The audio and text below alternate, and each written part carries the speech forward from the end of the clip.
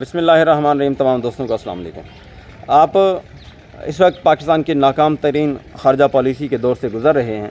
आपने देखा होगा कि जब ख़ान साहब की हुकूमत थी और इमरान ख़ान साहब रूस के अंदर मौजूद थे और रूस ने यूक्रेन के ऊपर हमला कर दिया, तो इमरान ख़ान साहब ने फ़ौरन स्टेटमेंट दी थी कि हम इस जंग में न्यूट्रल हैं, हम ये दो मुल्कों का आपस का मामला है, लिहाजा हमारा इसके कोई लेन देन नहीं है।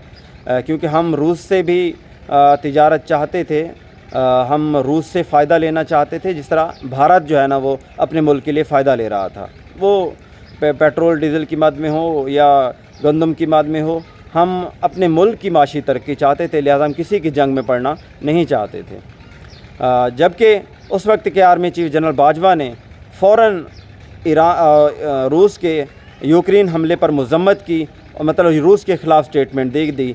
और ये सब इसलिए था कि हम अमेरिका की फेवर हासिल कर सकें, कि हम क्योंकि उस वक्त अमेरिका जो है वो यूक्रेन की हिमायत कर रहा था, यूरोपीय यूनियन जो है वो यूक्रेन की हिमायत कर रहे थे। तो उस वक्त ख़ान साहब के अगेंस्ट स्टेटमेंट दी गई, मतलब प्राइम मिनिस्टर के अगेंस्ट स्टेटमेंट दी गई। और इसके बाद जब ख़ान साहब की हुकूमत चली गई तो तकरीबन $55 मिलियन का जो है ना असला पाकिस्तान ने यूक्रेन को सेल किया रूस के ख़िलाफ़। अब जब एक मुसलमान कंट्री के ऊपर जो हमारा प्यारा भाई है, जो हमारा बाजू हो सकता है, जिस तरह कुरान मजीद में फ़रमाया गया है कि तमाम मुसलमान आपस में भाई भाई हैं, जब किसी मुसलमान को तकलीफ़ पहुंचती है तो दूसरा मुसलमान भी उसकी तकलीफ़ को महसूस करता है। इस वक्त जब ईरान की मेन लीडरशिप में कई लोग शहीद हो चुके हैं, उसके साइंटिस्ट शहीद हो चुके हैं, तो इस वक्त हमारा आर्मी चीफ़ जो है वो अमेरिका के अंदर मौजूद है। और ये बात रोज़ रोशन की तरह आया है कि इस पूरी वार के पीछे अमेरिका का हाथ है। जिस तरह रोज़ डोनाल्ड ट्रंप और नेतन्याहू के स्टेटमेंट्स आ रही हैं, नेतन्याहू कहता है कि मेरे तमाम फ़ैसलों से ट्रंप आगाह है, और ट्रंप बार बार ये कह रहा है कि ईरान को उसके किए की सज़ा मिल रही है, क्योंकि वो जौहरी पावर हासिल करने से पीछे नहीं हट रहा।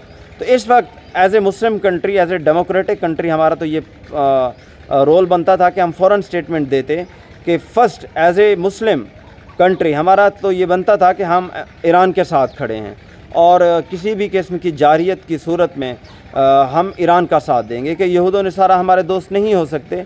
हमारा इज़राइल के साथ तो हमने इज़राइल को वैसे ही कोई तस्लीम नहीं किया, तो हम इस जंग में, क्योंकि ये जंग इज़राइल और ईरान की है, तो इस जंग में हम ईरान के साथ खड़े हो रहे हैं। स्टेटमेंट तो एज़ ए एटॉमिक कंट्री कह लें, एज़ ए मुस्लिम कंट्री कह लें, यही बनती थी। अगर हमने ये स्टेटमेंट नहीं दी तो कम अज़ कम हमने ये स्टेटमेंट ज़रूर देनी थी कि हम इस जंग में न्यूट्रल हैं। जबकि इस वक्त तक आर्मी चीफ साहब की तरफ से इस तरह की कोई स्टेटमेंट नहीं आई। दूसरा, मैं जो अहम बात है वो ये कहना चाहता हूँ कि आर्मी चीफ के दौरे को लेकर बहुत ही बड़ी बातें हो रही हैं कि ये चीज़ सेटल हो गई है, ये चीज़ सेटल हो गई है। ट्रंप कह रहा है कि जी मेरी बातों से आर्मी चीफ ने इत्तेफाक किया है, मुझे ये लोग पसंद हैं। और आर्मी चीफ ने स्टेटमेंट दिया कि अमेरिका हमसे 10 से 15 अरब डॉलर का सालाना मुनाफा जो हासिल कर सकता है मिनरल्स के मद में। तो इस वक्त मैं कहना ये चाह रहा हूँ कि जितनी भी ट्रंप के साथ मुलाकातें हुई हैं, चाहे वो इमरान ख़ान की हो, चाहे वो ज़ेलेंसी की हो, यूक्रेन के सदर की, या जितनी भी होती हैं, तो वो ऑन द रिकॉर्ड कह लें कि ऑनलाइन होती हैं, मतलब कैमरों के सामने होती हैं। जो कुछ उनके अंदर चल रहा होता है वो सारी दुनिया लाइव देख रही होती है। इमरान ख़ान साहब की कन्वर्सेशन सारी दुनिया ने सुनी थी, बाकी लोगों की भी कन्वर्सेशन सारी दुनिया ने सुनी है।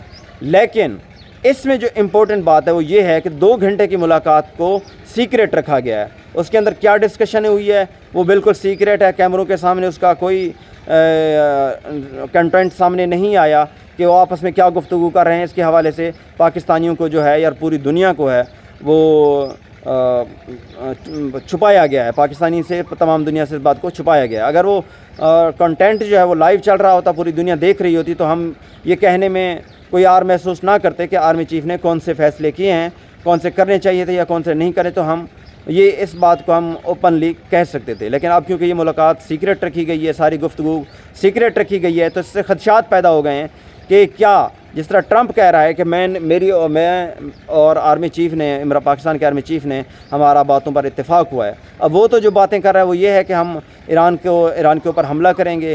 اب تو وہ یہ بھی کہہ رہا ہے کہ ہمیں اگر ایران پر حملہ کرنا پڑا تو ہم جو ایئر بیسز ہیں وہ پاکستان سے لیں گے، یہ ساری باتیں کر رہے ہیں۔ اگر ہم نے ان باتوں پر ٹرمپ کے ساتھ اتفاق کیا ہے تو یہ انتہائی بری بات ہے، انتہائی شرمناک بات ہے کہ ہم ایک ایٹمی پاور ہوتے ہوئے ہم اپنے ایک برادرہڈ کنٹری کے خلاف جائیں گے، اپنی ایئر بیسز دیں گے۔ یاد رہے کہ جب افغانستان کے خلاف ایئر بیسز کے لیے خان صاحب سے پوچھا گیا تھا تو انہوں نے ایبسلیوٹلی ناٹ کہا تھا۔ کاش کہ اس طرح کی لائیو ڈسکشن میں آرمی چیف ایبسلیوٹلی ناٹ کہہ کر آ جاتے تو قوم کا حوصلہ بلند ہو جاتا اور قوم ان کے ساتھ کھڑی ہو جاتی۔ دیکھیں بہرحال پاکستانی قوم ایز اے مسلمان ایران کے ساتھ کھڑی ہے۔ ہماری تمام نیک تمنائیں، تمام دعائیں ایران کے ساتھ ہیں۔ انشاءاللہ یہاں پہ کوئی سنی شیعہ کا جھگڑا نہیں ہے، یہاں پہ ایک مسلمان ملک کے خلاف ایک یہودی ملک جو ہے نا وہ برسر پیکار ہے، ہمارے مسلمان بھائیوں کو مار رہا ہے۔ پہلے اس نے فلسطینیوں کو مارا، جس پر بھی ہم خاموش رہے۔ جب بھی ہمارے ملک کے اندر کوئی فلسطین کے حق میں پروٹیسٹ کرتا تھا تو اس کو گرفتار کر لیا جاتا تھا۔ یہ ہم ایک مسلمان ملک کی یعنی کہ ایٹمی پاور ملک کی بات کر رہے ہیں۔ اب بھی ہمارے خدشات ہیں، لیکن ہماری قوم کا یہ مطالبہ ہے کہ ہمیں ہر صورت میں، ہر حال میں ایران کے ساتھ کھڑا ہونا ہے، اس کی مدد بھی کرنی ہے ہر لحاظ سے، اور یہود و نصارہ کے خلاف جانا ہے۔ اگر پاکستان بند کمروں میں یہ فیصلہ کر کے آ گیا ہے کہ ہم نے ایران کا ساتھ نہیں دینا یا ایران کے خلاف ایئر بیسز دینی ہے، تو ہم چائنا کے ساتھ بھی اپنے تعلقات خراب کر لیں گے۔ اس وقت چائنا جو ہے وہ ایران کے ساتھ سٹینڈ کر رہا ہے، اور ہماری جو معاشی کمزوریاں ہیں اس پر کوئی پردہ ڈال سکتا ہے یا اس کو مضبوط کر سکتا ہے تو وہ چائنا ہے۔ جبکہ امریکہ جو ہے وہ اس نے ہماری معیشت کو ہمیشہ کمزور کیا ہے، ہمیں 80 ارب ڈالر کا نقصان پہنچایا ہے، ہمارے کتنے لوگ جو ہیں وہ اس کے جنگ کے اندر شہید ہو گئے ہیں۔ ہم اس وار میں ایران کے ساتھ کھڑے ہیں، امریکہ کے ساتھ نہیں کھڑے۔ شکریہ۔